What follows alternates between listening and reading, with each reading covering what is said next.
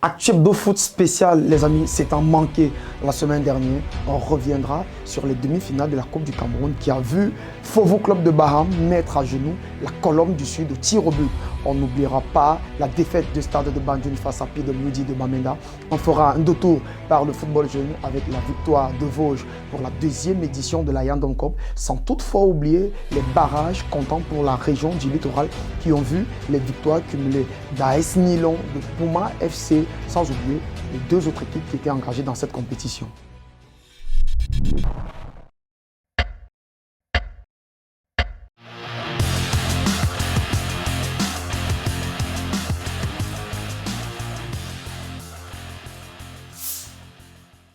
Mesdames, Messieurs, bienvenue dans ce nouveau numéro de l'Actu de foot. On démarre cet Actu de foot par les demi-finales de la Coupe du Cameroun. Il faut préciser que se jouait le week-end surpassé deux demi-finales du côté du stade annexe de la réunification de Bépanda qui était plein à craquer, bien évidemment, sous la présence du président de la Fédération camerounaise de football, Samuel Eto'o.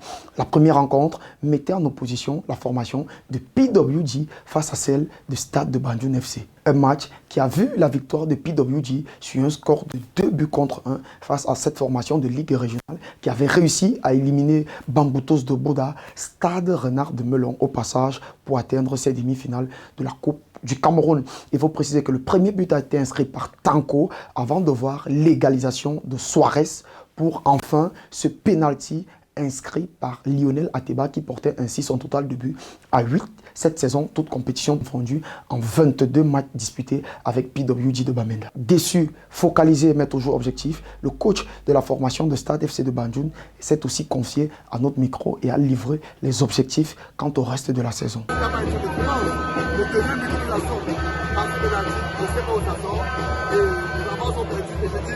Après ça, ils ont réagi. Je vois que tout le monde a été satisfait de leur prestation. Je dis félicitations à Amenda et bonne chance pour la préparation.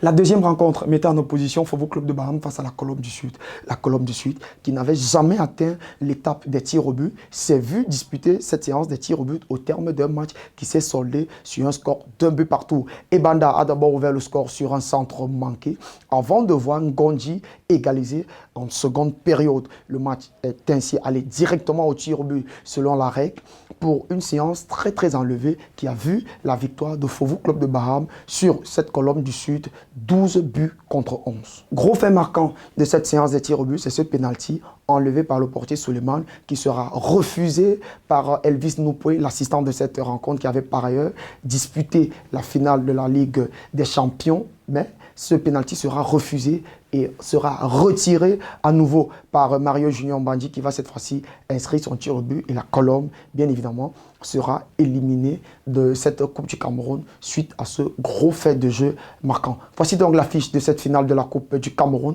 qui mettra en opposition la formation de Fovo Club de Baham face à PWD de Bamenda.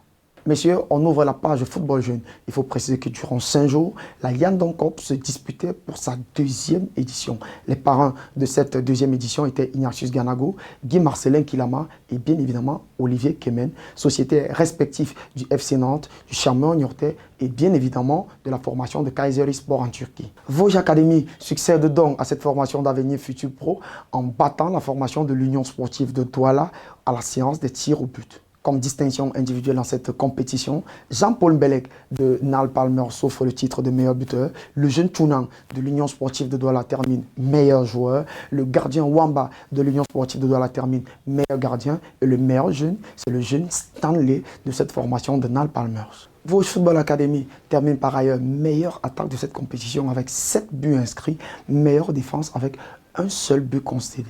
Durant cette compétition, on a aussi apprécié les talents de coach de Guy Marcelin Kilama du Chamois Niortais et bien évidemment d'Ignatius Ganago, sans oublier Lobe Pangué, qui à chaque fois venait donner un coup de pouce à leur formation dont ils sont parrains, Nal Palmers, pour les permettre d'arriver en finale, ce qui n'a malheureusement pas été le cas. Au sorti de cette compétition, on a recueilli les propos d'Ignatius Ganago qui, par ailleurs, a organisé un match de gala en hommage à sa fille Chloé Ganago, décédée pendant la saison. Ce match a vu la présence des internationaux camerounais et de beaucoup de footballeurs qui évoluent du côté de l'étranger, tels que Guy-Marcelin Kilama, Daouda Bassok et bien d'autres qui étaient présents pour cette cérémonie. Je suis content d'aider les jeunes à se faire voir.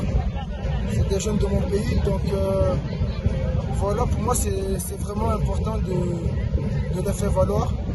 Aujourd'hui, ils ont eu la chance de jouer sur de bons terrains. Donc voilà, on a vu beaucoup de talent, on a vu beaucoup de jeunes bons joueurs. Donc c'est pour notre équipe nationale, c'est pour notre pays, ça fait plaisir. Le promoteur de cette compétition, Désiré Ngouet, s'est aussi confié au micro de l'info concernant l'organisation de cette compétition, sa satisfaction et bien évidemment des choses à modifier pour les saisons à venir.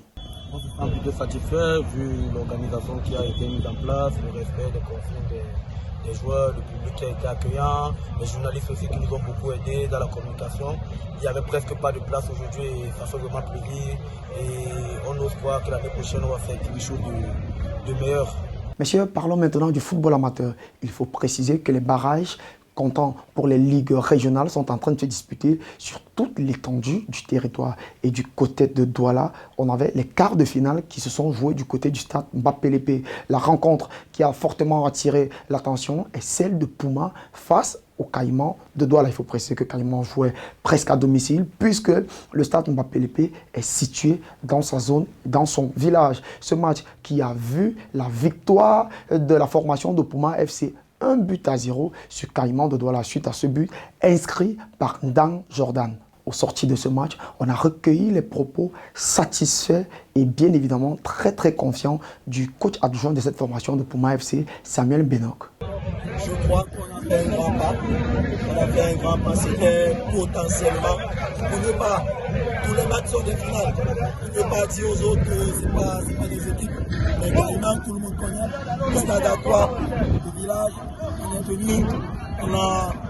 On avait à cœur de démontrer beaucoup de choses. Dans l'autre rencontre, Botafogo FC de Douala réussit à arracher sa qualification en s'imposant 1-0 sur ce pénalty inscrit face à la formation d'African Foot Academy. Il faut préciser que cette formation d'African Foot Academy, pour sa deuxième saison seulement, a réussi à atteindre les barrages du littoral et a par ailleurs terminé en 32e de finale de la Coupe du Cameroun, éliminé à la séance des tirs au but par le vice-champion du Cameroun, Bamboutos Football Club de Bouddha. Au sorti de ce match, on a recueilli les propos du directeur sportif Étienne Eto, satisfait de cette saison, mais déçu un peu du dénouement de cette rencontre. Nous sommes une académie et c'est notre première année. Je pense que c'est une année d'apprentissage. Et c'était dur. Moi-même, je ne comprends pas pourquoi les pieds ils pesaient alors qu'on a fait une bonne mise au vert. On a fait une bonne préparation ce matin. Les garçons, ils étaient bien. J'avais pas de blessés.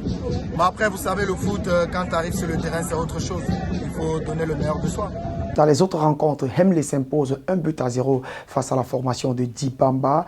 Puma s'impose bien évidemment 1-0 face au Caïman Football Club de Douala. Botafogo prend le dessus 1-0 face à la formation d'African Foot Academy. Et AS Nilon s'impose largement 3-1 face à la formation de Real Foot Academy grâce à un doublé de Koufane. Mesdames, Messieurs, c'était tout pour ce nouveau numéro de l'Actuel de Foot. Nous espérons bien évidemment que vous avez aimé. N'oubliez pas de vous abonner, de liker, de partager et surtout de laisser toutes vos réactions en commentaire. Allez, on nous reverra bientôt. Ciao.